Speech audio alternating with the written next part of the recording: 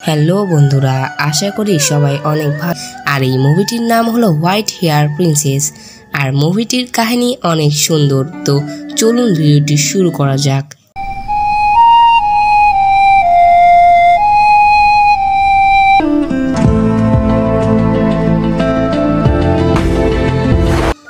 তো মুভিটির শুরুতেই আমরা দেখি যে একটি ইঁদুর একটি সুড়ঙ্গ দিয়ে একটি রুমে পৌঁছায়।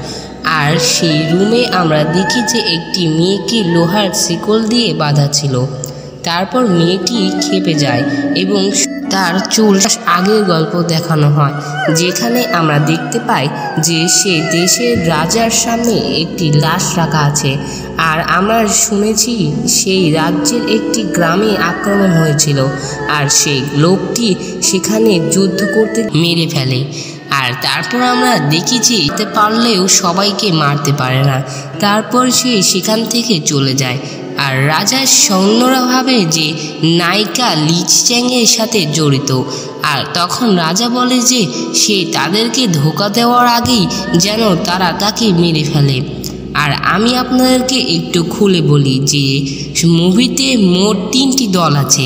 একটি হলো রাজাদের দল, আর আরেকটি হলো লিচি চ্যাংয়ের দল, আর আরেকটি হলো নায়িকাদের দল।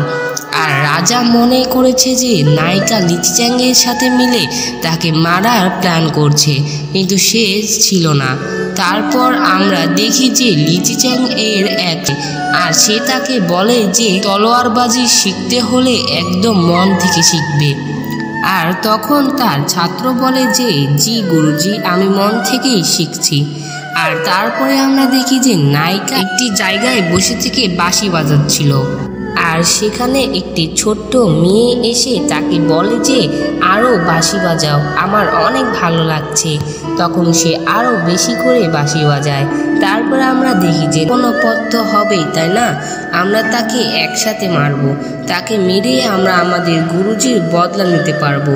মানে আমি আপনাদেরকে একটু বুঝিয়ে বলি যে সেই রাজার নায়িকাদের গুরুকে মেরে ফেলেছিল, তাই তারা তারপর তার গুরুর বদলা নিতে চায়।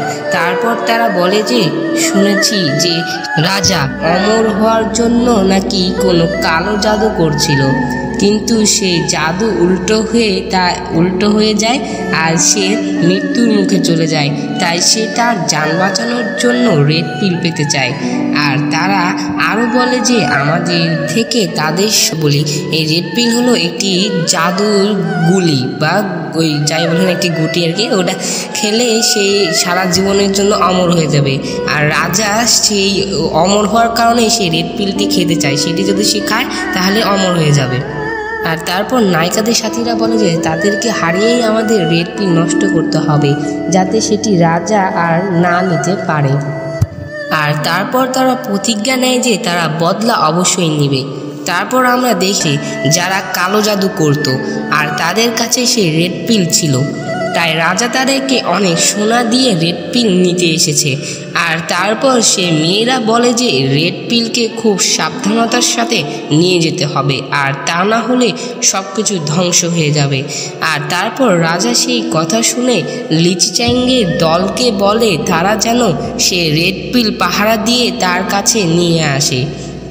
আর রাজা তাদের দায়িত্ব দিয়েছিল, কারণ লিচি চ্যাংয়ের কাছে একটি শক্তিশালী তলোয়ার ছিল, আর সেই তলোয়ার যার কাছে থাকবে সে কখনোই হারবে না। আর লিচি চ্যাং তো বুঝতেই পারে যে রাজা তাদেরকে কেন এই দায়িত্ব দেয়, তো তারপরেও তারা সেই কাজটি মেনে নেয়। আর সেই মেয়েদের কাছে থেকে রেড পিল নিয়ে একটি বক্রে নায়িকা থেমে যায়, আর দূর থেকে করায় তারা দুইজনই পানিতে পড়ে যায়। তাই তারা সেই বাড়িতে বিশ্রামের জন্য আশ্রয় নেয়। আর নায়িকা বলে তুমি কি সেই? আর নায়ক বলে হ্যাঁ আমি সেই। তখন তারা একে অন্যের অনেক কাছে চলে আসে। আর তারপরে আমরা দেখি যে নায়কের ভাই নায়িকাদের যে দুইজন, তারপরে আমরা দেখি নায়ক তার গুরুজি লিচি চ্যাংয়ের কাছে আসে। আর লিচি চ্যাং তাকে বলে তোমার ভালোবাসা কি সত্যি? তখন নায়ক বলে হ্যাঁ। তখন লিচি চ্যাং তার সত্যিকার ভালোবাসা দেখে তাকে সেই শক্তিশালী তরোয়ালটি তুলে দেয়। আর তারপরে আমরা দেখি নায়িকা তার আস্তানায় আসে এবং সে তার আস্তানায় এসে দেখে যে তাদের সকল সাথী মারা গেছে। আর তারপর নায়িকা সেখানে একটি চিহ্ন পড়ে থাকতে দেখে, আর সেই চিহ্নটি নিচিচাঙ্গের দলেরা ব্যবহার করত। আর নায়িকা তখন মনে করে যে নায়ক তার সকল সাথীকে মেরে দিয়েছে। তারপরে আমরা দেখতে পাই নায়কের ভাই তার গুরুজিকে বলে যে নায়িকা তার ভাইকে মেরে ফেলেছে এবং তার গুরুজি তো বিশ্বাস করতে পারে না। আর তারপরে সে আরো বলে যে নায়িকা এখন তাদেরকেও মারতে আসবে। নায়িকাকে বলে যে আমরা কোনো নিরীহকে মারি না, তার তোমাদের লোকেরাই আমার সাথীদের মেরেছে। তখন গুরুজি দেখে যে তাদের মধ্যে কেউ মনে হয় তাদের সাথীদের মেরেছে।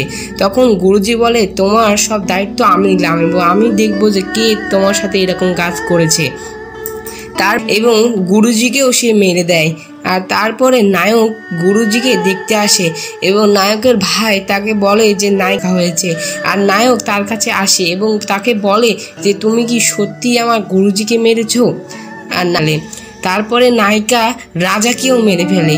আর তারপরে আমরা দেখি যে নায়ক সেখানে আসে এবং তার নায়িকা সেখান থেকে চলে যায়। আর নায়ক নায়িকার বাঁশিটি পায়। আর তারপরে আমরা বুঝতে পারি যে নায়িকা নায়ককে চিরদিনের জন্য ছেড়ে চলে গেছে। তারপরে নায়ক সে বাঁশি অনেক বছর ধরে বাজাতে থাকে যেন নায়িকা তার কাছে আবার আসে। তারপর মুভিটি সেখানেই শেষ হয়ে যায়। আর মুভির শেষের অংশটি আমার তেমন ভালো লাগেনি, কারণ মুভির শেষে আমাদেরকে দেখানোই হলো না যে নায়ক নায়িকার কোনো মিল হলো কিনা। তাও আমার মুভির স্টোরিটা অবশ্য ভালোই লেগেছে, শুধু লাস্টে যদি মিল করে দিত তাহলে মনে হয় অনেক ভালো হতো। তবে আমার মনে হয় তারা এটি দ্বিতীয় পার্ট আনার জন্য এটি করেনি। তবে আমি অনেক খোঁজাখুঁজি করেছি কিন্তু তাও এটির কোনো দ্বিতীয় পার্ট পাইনি। আপনারা যদি জেনে থাকেন এটির কোনো দ্বিতীয় পার্ট থেকে থাকে তাহলে সেটির লিঙ্ক আমাকে দিয়ে দিবেন। তো দেখা হচ্ছে পরবর্তী কোনো মুভি এক্সপ্লেনে। সে পর্যন্ত ভালো থাকুন, সুস্থ থাকুন, আল্লাহ হাফেজ।